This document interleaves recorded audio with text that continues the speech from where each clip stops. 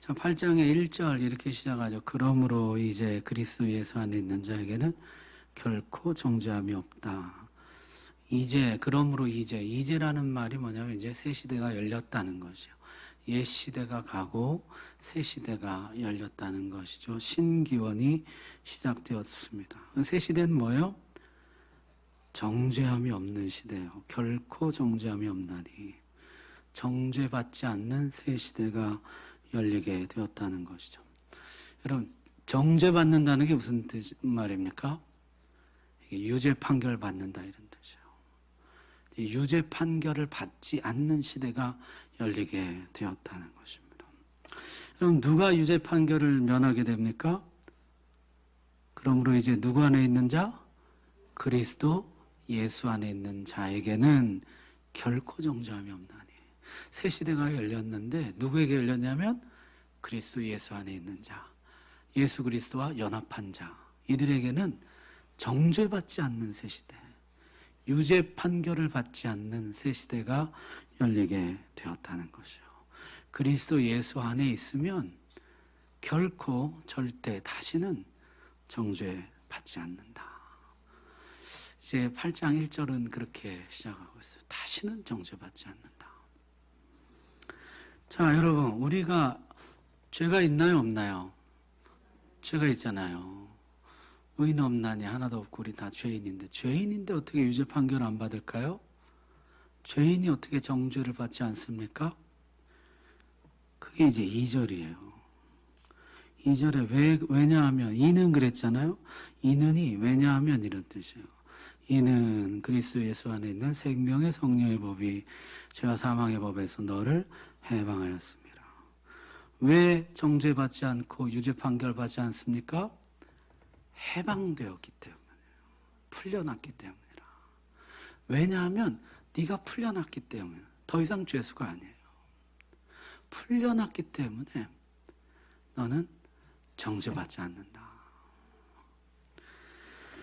자, 죄의 올무에서 이제 벗어났기 때문에, 죄의 저주에서 풀려났기 때문에 더 이상 너는 정죄받지 않는다는 것이에요. 그리스도 예수 안에 있으면 죄의 올무가 벗겨지고 죄의 저주에서 풀려나게 되고 해방되었다. 따라서 너는 정죄받지 않는다. 그런 뜻이죠. 죄가 없어졌어요. 죄로부터 자유하게 되었습니다. 자, 여러분, 율법이 있으면 죄가 있다 그랬는데요. 아직 율법이 있는데 어떻게 죄로부터 자유하게 되었을까요? 율법이 없어졌을까요? 아니면 율법이 아직도 있을까요? 율법은 1.1핵도 없어지지 않고 있죠. 율법이 버젓이 있는데 어떻게 죄가 없어지고 우리가 죄로부터 자유하게 되었을까요? 거기 보니까 생명의 성령의 법이 죄와 사망의 법으로부터 너를 해방했다 이렇게 말씀해요. 생명의 법이 사망의 법을 이겼다는 거죠. 율법은요, 이름이 두 가지예요. 생명의 법이라고도 불리고 사망의 법이라고도 불려요. 율법을 잘 지키면 뭐가 주어집니까? 생명이 주어져요. 율법을 안 지키면 사망이 주어져요. 우리 신명기에 그렇죠. 보라, 내가 오늘 생명과 복과 사망과 화를 내 앞에 두었나니. 이 율법이요, 기준이 되어서 지키는 자에게는 생명과 복을 줘요. 지키지 않는 자에게는 사망과 화를 줘요. 그래서 율법은 이름이 두 가지예요. 생명의 법이면서 동시에 사망의 법이에요. 지키는 자에게는 생명의 법이고 안 지키는 자에게는 사망의 법이에요. 지키는 자에게는 생명을 주고 안 지키는 자에게는 사망을 주는 법이에요. 그게 율법이에요. 하나님의 법이에요. 그런데 여기 보니까 이 율법이요, 생명을 주는 기능은 여전히 살아있는데 사망을 주는 기능이 제거되었다는 것이요. 누구에게요? 그리스도 예수 안에 있는 자예요. 그리스도 예수 안에 있는 자에게는 이 율법이 사망을 주는 기능을 상실해요. 생명의 법이 사망의 법을 압도해버렸어요. 이겨버렸어요. 그래서 그리스도 안에 있는 자에게는 이 율법이 기능하는데 한 가지 기능밖에는 못한다는 거예요. 생명밖에는 못 줘요. 생명과 자유만 줄 수가 있어요. 그리스도 예수 안에 있는 자에게는 사망과 저주를 주질 못한다는 것이에요. 그 기능이 제거되었어요. 사라져버렸어요. 그리스도 예수 안에 있는 자에게. 따라서 그리스도 안에 있는 자들에게는 더 이상 율법이 사망의 법이 되지 못합니다. 올가매는 법이 되지 못해요. 그리스도 예수 안에 있는 자들에게는 율법이 언제나 생명의 법으로 역사해요. 자유를 주는 법으로 역사한다는 것이죠. 여러분, 이게 이제 로마서 우리가 할 기회가 있으면 하겠지만은 율법이 없어진 것이 아니에요. 율법을 부정하는 것이 아니에요. 율법은 여전히 살아 있습니다. 그런데 율법의 이 저주의 기능이 사라졌어요. 그리스도 예수 안에 있는 자에게, 그리스도 예수 안에 있는 자에게 사망을 주는 기능이 사라져 버렸어요. 오직 그리스도 예수 안에 있는 자에게는 생명과 자유만 준다는 것이죠. 어떻게 이런 일이 가능하게 되었느냐? 누가 이렇게 하셨다는 것이에요? 삼위 하나님이 그렇게 했다, 이렇게 나옵니다. 3절 4절에 보면 하나님이 하시고 아들이 하시고 그 영이 그렇게 하셨어요. 삼위 하나님이, 이분들이 사실 율법의 수여자죠. 율법 우리에게 주신 분들이잖아요. 이분들 삼위 하나님이 이 율법이 생명만 주는 율법이 되도록, 그리스도 안에 있는 자에게는 생명만 주는 생명의 법이 되도록 삼위 하나님이 하셨다는 거죠. 그럼 3절 한번 보세요. 3절에 보면은 율법이 육신으로 말미암아 연약할 수 없는 것을 하나님은 하시나니, 이렇게 말씀하죠. 전에는 율법이 지켜지지 못했어요. 율법을 못 지켰어요. 율법을 못 지키니까 뭐가 주어졌어요? 사망이 주어지게 돼요. 저주와 사망이 주어지게 돼요. 그런데 거기 보니까 율법에 결함이 있어서 그런 것이 아니고, 율법이 안 지켜진 이유는 뭡니까? 육신이 연약해서요. 육신이 연약해서. 율법에 어떤 결함이나 문제가 있어서가 아니고 하나님 주신 법은 완전하죠. 근데 육신이 연약해서 이 법이 그동안 지켜지지 않은 것이요. 여러분, 죄는 육체의 연약함에 기생해서 살아가거든요. 그래서 이 육신의 연약함 때문에 하나님의 법이 그동안 지켜지지 못하고 생명을 주는 법으로 기능하지 못하고 사망을 주는 법으로 그동안 기능해 왔다는 것이에요.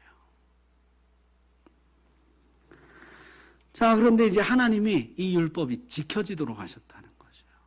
그동안 육신의 연약함 때문에 못 지켜지던 이 율법이 지켜지게 만드셨다는 거예요. 삼위 하나님이 어떻게 지켜지게 하셨느냐?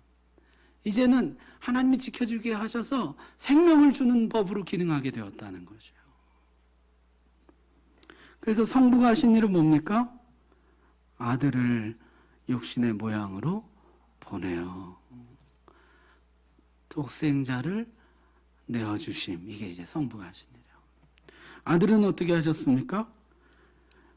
죄 있는 육신의 모양으로 오셨죠.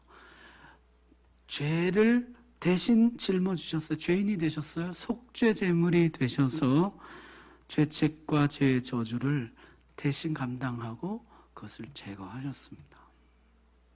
그리고 성령은 어떻게 하셨어요? 이 구원을 신자 개인에게 적용하시고 신자 개인 속에 내주하시면서 이 구원을 계속해서 적용해서 완성으로 나아가게 하신다는 거죠. 이게 삼위 하나님이 하신 일이에요.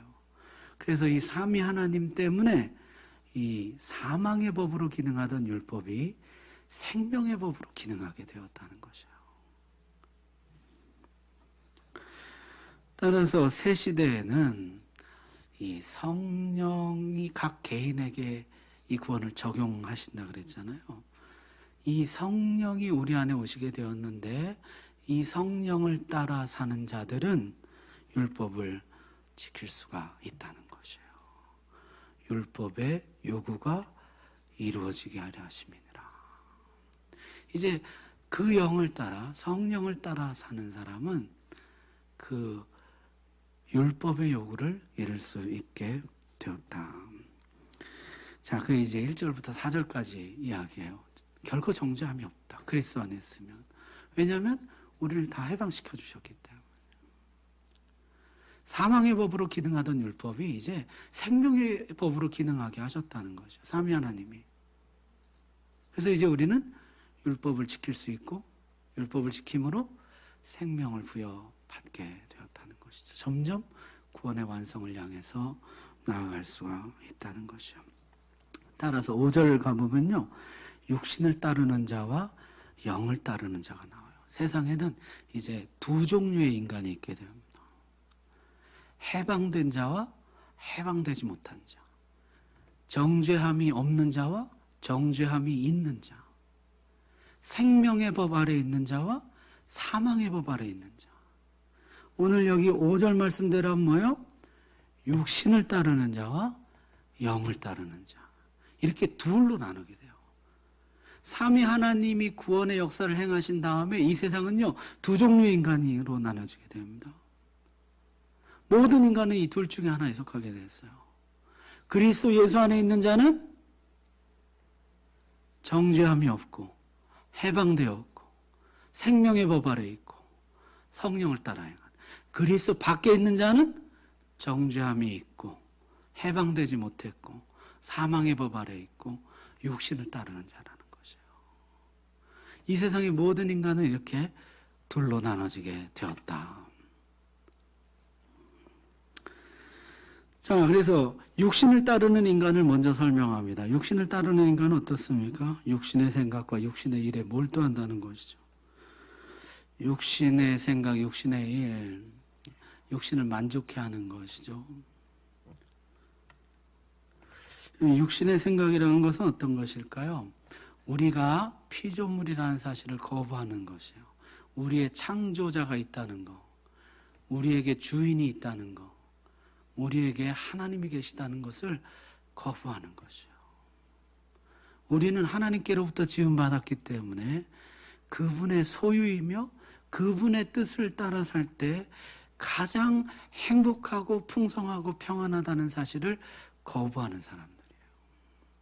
육신의 생각은 어떤 생각이냐면 자기 만족을 위해서 사는 사람들의 생각이에요. 자기 만족을 제1순위로 여기는 것이에요. 그게 이제 육신의 생각이죠. 그래서 성경이 뭐라고 말씀하시냐면 육신의 생각은 하나님과 원수가 된다는 것이죠. 하나님을 거역합니다. 그래서 하나님께 순종하는 것을 거부할 뿐만 아니라 순종 자체가 불가능해요. 육신을 따르는 자들은 하나님을 기쁘시게 하지 못하죠. 하나님을 거역하고 끝내 최종적으로는 사망에 이르게 됩니다. 그래서 이게 엄청난 결과를 가져오게 되는데 이 육신을 따르는 자들, 그리스도 예수 밖에 있는 자들, 해방되지 못한 자들, 정죄받는 자들, 사망의 법 아래 있는 자들, 육신을 따르는 자들, 이들은 그 결국이 뭡니까? 사망이에요. 점점 하나님으로부터 분리되어 멀어지다가 영원히 분리된다는 것이에요. 이게 육신을 따르는 자들의 결국입니다. 서서히 멀어져 가요. 그러다가 아주 영원히 하나님과 분리된다. 그게 그리스도에서 밖에 있는 사람들, 육신을 따르는 사람들의 결국이에요. 반면에 성령을 따르는 인간은 어떻습니까? 성령의 생각과 성령의 일에 몰두하게 된다는 것이에요. 여러분, 성령의 일, 이 갈라디아서 5장에 같은 표현이 나오는데 육체의 일은 분명하니, 그리고 육체의 일이 뭐가 나와요? 음행과 더러운 것과 호색과 우상숭배와 주술과 원수 맺는 것과 분쟁과 시기와 분냄과 당짓는 것과 분열함과 이단과 투기와 술취함과 방탕함과 또 그와 같은 것들이라. 이게 이제 육체의 일들이라. 그 다음에 성령의 일들, 그건 또 번역은 성령의 열매라 했어요. 같은 일이란 단어인데 또 여긴 열매라고 번역했어요. 성령의 열매 뭡니까? 사랑과 희락과 화평과 오래 참과 자비와 양선과 충성과 온유와 절제. 이게 이제 성령의 일들이에요.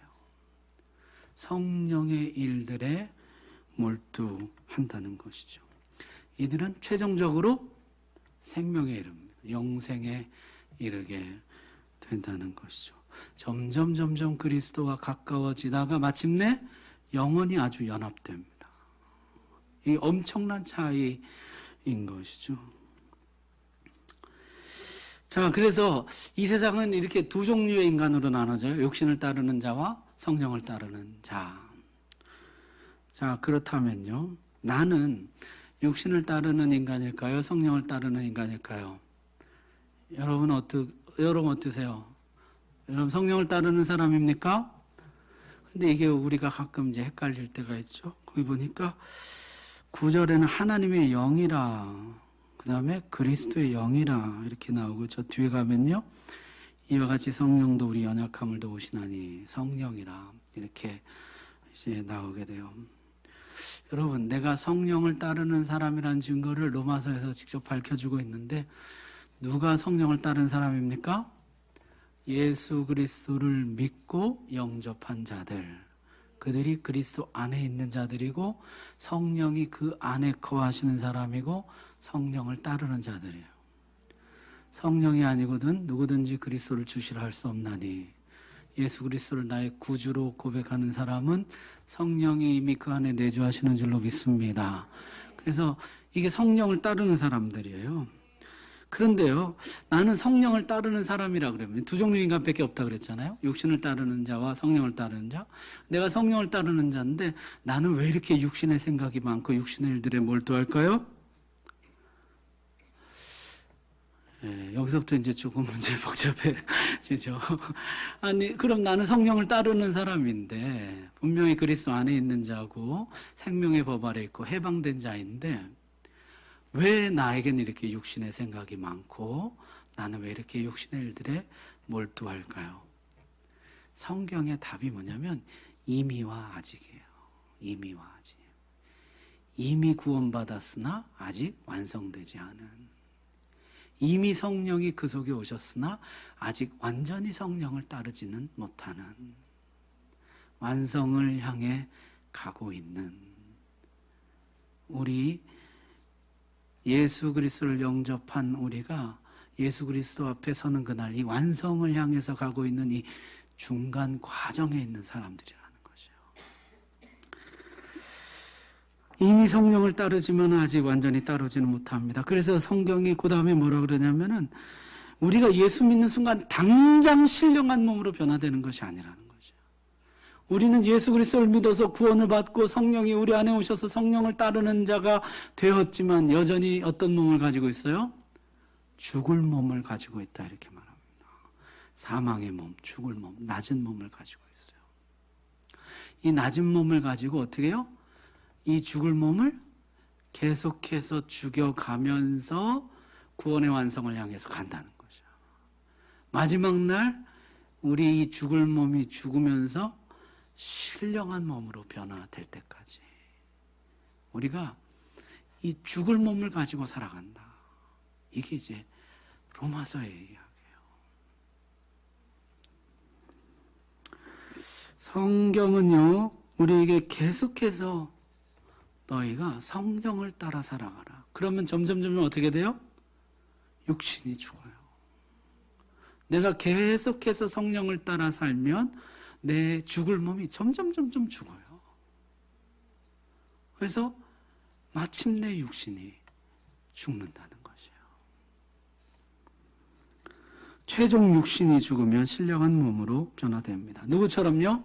그리스도께서 죽으셨다가 부활하신 후에 신령한 몸으로 변화되신 것처럼 우리도 마지막 날 다시 부활해서 신령한 몸으로 변화된다는 것이에요.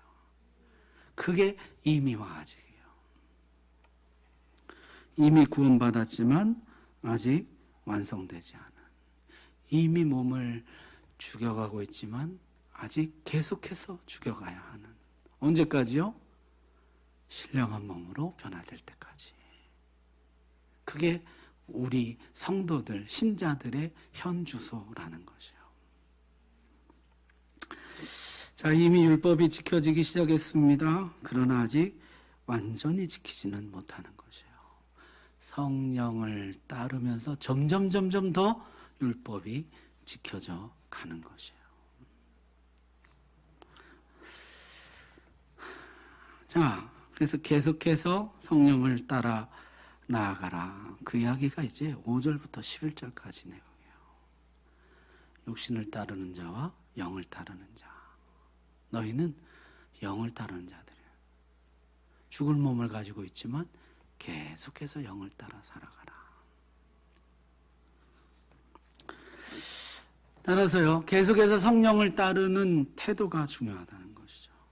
그래서 우리 신앙생활에요, 내가 육적인 태도를 가졌느냐, 영적인 태도를 가졌느냐, 이게 굉장히 중요하다는 것이에요.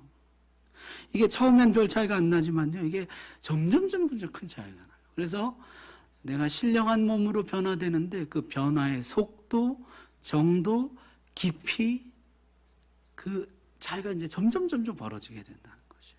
내가 어떤 태도를 가졌느냐에 따라서. 아까 낮에 어떤 목사님하고 교제를 하는데요, 그 목사님이 자기가 출애굽기 설교하는데 모세가 처음에는 하나님 부르심 받았을 때 바로가 제일 힘들 거다 이렇게 생각을 했다는 거예요. 바로가 제일 힘들겠다. 근데 막상 해보니까 백성들이 더 힘들더라는 거죠. 바로는 이게 한 번 떠나면 되는데요, 백성들 안에 그 태도를 바꿔주는 일은 너무너무 오래 걸리는 일이에요. 그 애굽을 향한 그리움, 세상을 향한 그리움, 그 육적인 태도를 이 영적인 태도로 바꿔주는 거, 이게 훨씬 더 힘들더라는 것이에요. 우리도 마찬가지. 한 번 애굽 떠나는 것보다 더 어려운 게 뭐예요? 내 태도를 바꿔가는 일이에요. 이 육적인 태도를 영적인 태도로 바꾸는 일.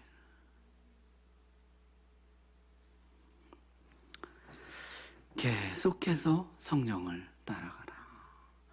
성령을 따라가는 이 영적인 태도, 자세를 잃어버리지 말라, 놓치지 말라는 거죠. 자, 그러면서 이제 12절에 오면은 이렇게 이야기하죠. 그러므로 형제들아, 우리가 빚진 자로되 육신에게 져서 육신대로 살 것이 아니니라. 우리는 육신에게 빚진 자가 아닙니다. 하나님께 빚진 자고 그리스도께 빚진 자고 성령께 빚진 자죠. 그런데 엉뚱하게 육신이요, 빚쟁이처럼 달려든다는 거예요. 우리에게 이거 내놔라 저거 내놔라.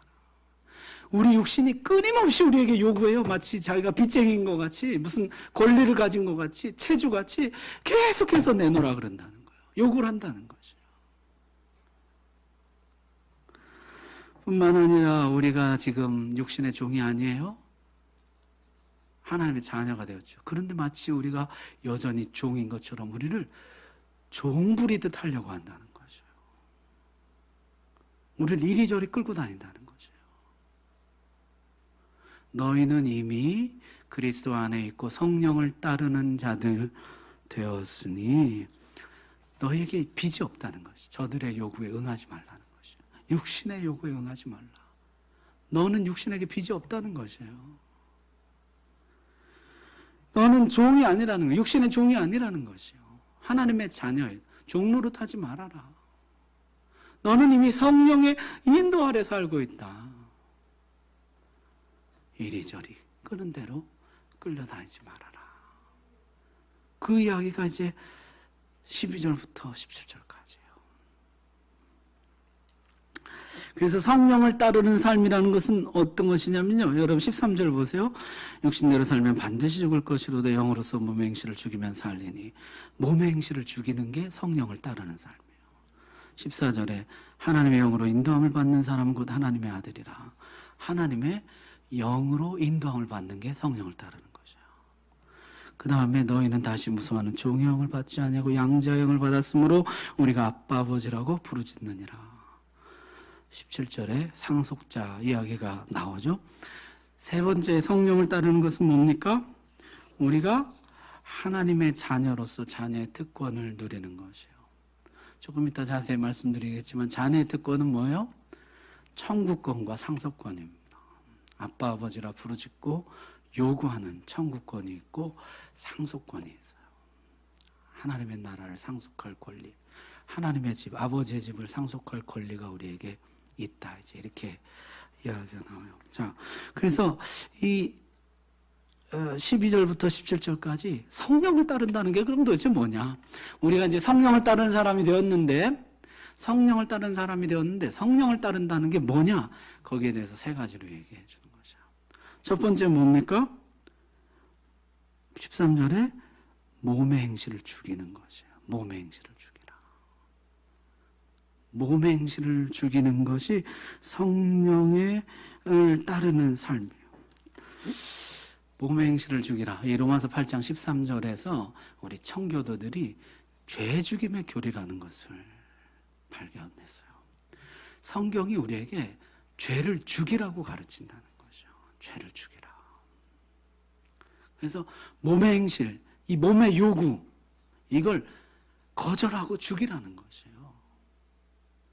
성령을 따른다는 것은 죄를 죽이는 것이에요. 몸의 요구를 거절하고 죽이는 것. 그게 성령을 따르는 삶이에요.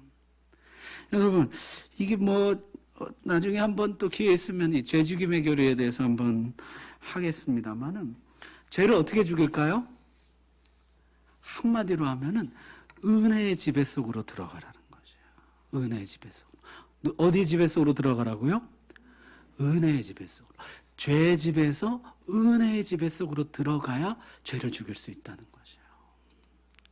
은혜의 지배 속으로 들어가려면 어떻게 해야 됩니까? 지속적으로 은혜를 받아야 돼요. 사막에 여러분 비 한 번 내린다고 초원이 되나요? 이게 지속적으로 은혜를 받아야 돼요. 그래서 이 사도 바울 예를 우리가 잘 드는데, 사도 바울이요, 내가 다메섹에서 빛 한 번 본 것으로 나는 평생 주님을 따르기에 부족함이 없었습니다. 그렇게 말하지 않아요.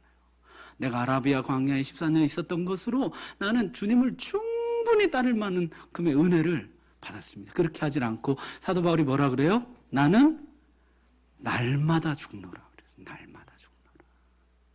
날마다 죽노라가 뭐예요? 날마다 나는 내 몸의 요구를 거절한다는 것이에요. 이 육신의 요구를, 이 빚쟁이 같이 달려드는 이 육신의 요구를, 마치 내가 아직도 자기의 종인 것처럼 달려드는 이 육신의 요구를 내가 날마다 거절하고 하나님의 은혜에 나를 맡긴다는 거예요. 그게 죽이는 것이에요.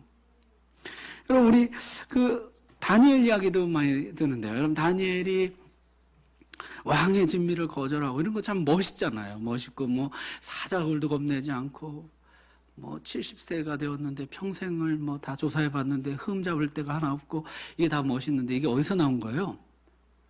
매일 3번씩 예루살렘을 향하여 난 창 앞에 엎드려 기도하는 데서 나오는 것이에요.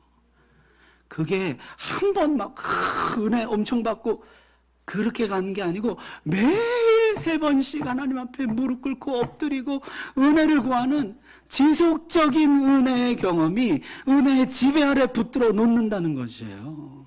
그게 죄를 죽이는 것이에요.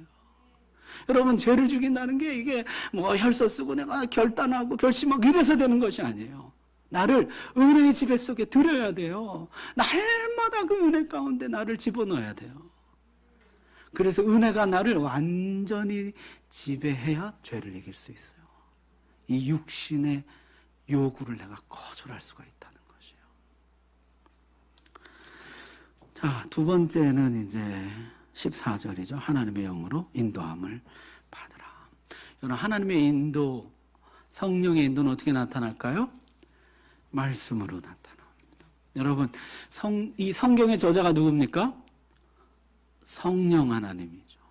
성령이 성경의 저자이시고 우리에게 이 성경의 뜻을 밝혀주시는 거 우리가 조명하신다 그랬잖아요. 조명은 누가 하시는 거예요? 성령이 조명하신.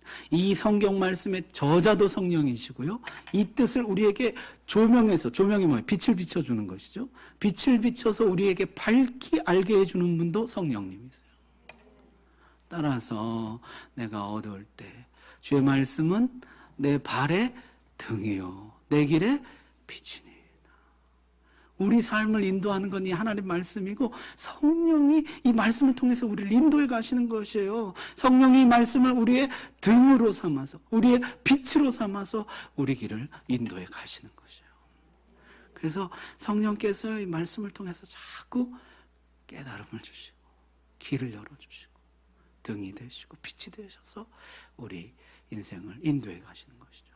자, 내가요, 내 육신의 요구가, 내 육신이요, 자꾸 이 길로 가자 그래요. 내가 자기 종도 아닌데 자꾸 나를 이리 끌고 가요. 그때 어떻게 해요? 성령의 인도, 하나님 말씀 어디로 인도하나, 구름 기둥, 물 기둥이 어디로 가나, 이걸 봐야 되는, 이거를. 그게 성령을 따라 사는 삶이에요. 하나님 말씀이 일로 가는데 엉뚱하게 그냥 이쪽으로 가지 말고. 자, 마지막 세 번째는 자녀의 특권을 누리라는 것이죠. 무서워하는 종의 영을 받지 아니하고 양자영을 받았으므로 우리가 아빠 아버지라고 부르짖느니라. 그래서 자녀의 특권 두 가지라고 그랬죠. 첫 번째는 천국권이에요. 천국권. 아빠 아버지에게 구하라. 여러분, 우리가 아버지께 구하면 아버지께서 주시는 줄 믿습니다. 우리가 자녀가 되는 권세를 우리에게 주셨어요. 자녀에게는요, 천국권이 있어요. 아버지에게 요구할 권리가 있다고요. 우리 뭐 그런 얘기 하잖아요. 천국 가면 후회한다고. 구하기만 하면 주려고 아버지가 준비해 놓은 너무너무 많은 선물이 있는데, 구하지 않아서 못 받은 것들이 천국 창고에 그대로 쌓여 있는 것을 보고 아쉬워한다. 우리 그런 얘기 하는데, 천국권이 있다는 거죠. 두 번째는 상속권이에요. 아버지의 집을 상속. 자녀는 아버지 집을 상속하잖아요. 우리가 하나님의 집을 상속한다. 근데 그 17절에 보면 이렇게 이야기해요. 영광을 상속받으려면 뭐도 상속받아야 된다고요? 고난도 상속받아야 된다는 거죠. 그래서 영광이라는 게 뭡니까? 아버지 나라에서 누리는 영광이죠. 고난은 뭐예요? 이 땅에서 받는 고난이에요. 아버지 나라에서 누리는 그 영광을 받기 위해서 이 땅에서 받는 고난도 함께 받으라는. 여기서 말하는 고난이 뭘까요? 육신의 요구를 거절하는 고난이에요. 그게 우리에게 고난이에요. 고통이에요. 내 죄의 본성을 거스리는 게 쉽습니까? 누가 이 따뜻한 그냥 방 안에 소파에 누워서 편안히 맛있는 거 먹고 TV 보면서 쉬고 싶지. 누가 자기 육체를 거슬러서 하나님 성전에 나와 예배하고. 이게요, 내 육신을 거절하는 것이에요. 육신의 요구를 내가 거절하는 것이에요. 이 육신을 거스르는 것이에요. 거슬러서 성령을 따라서 행하는 것이죠. 그러면 이 땅에서 고난을 함께 받으면 아버지 나라에서 영광을 함께 상속받게 된다. 그렇게 말씀합니다. 자, 오늘 앞부분만 간단히 했는데요. 정리해보면은 정죄함이 없다는, 예수 그리스도 안에 있는 사람 정죄함이 없다. 왜 정죄함이 없습니까? 해방됐기 때문이에요. 누가 해방시켜 주셨어요? 삼위 하나님이 해방시켜 주셨어요. 그래서 이 세상은 둘로 나눠진다는 거예요. 해방된 자와 해방되지 못한 자. 정죄함이 없는 자와 정죄함이 있는 자. 생명의 법 아래 있는 자와 사망의 법 아래 있는 자. 이들이 성령을 따르는 자와 육신을 따르는 자. 그래서 이 육신을 따르는 자는 육신의 생각, 육신의 일. 그래서 점점 하나님께로부터 멀어지다가 영원히 하나님과 분리돼요. 이들은요, 점점 그리스도와 가까워지다가 영원히 그리스도와 연합하게 되는 것이죠. 따라서 우리가 나는 이 성령에 속한 자인데 왜 아직도 육신의 생각이 많고 육신의 일이 많을까요? 이미와 아직이요. 이미 구원받았지만 아직 완전히 구원받지 못한. 이미 하나님 나라가 임했지만 아직 완성되지 않은. 이미 성령이 내 안에 오셨지만 아직 완전히 성령을 따르지는 못하는. 이 이미와 아직 사이에 있는 우리 이 필연적인 삶이에요. 계속해서 뭐가 중요해요? 성령을 따르는 태도가 중요하다는 거죠. 계속해서 성령을 따라가는 태도. 성령을 따른다는 건 뭡니까? 세 가지인데, 첫 번째 몸의 행실을 죽이라. 두 번째 성령의 인도. 세 번째 자녀의 특권을 누리라는 거죠. 그게 성령을 따르는 삶이다. 기도합시다.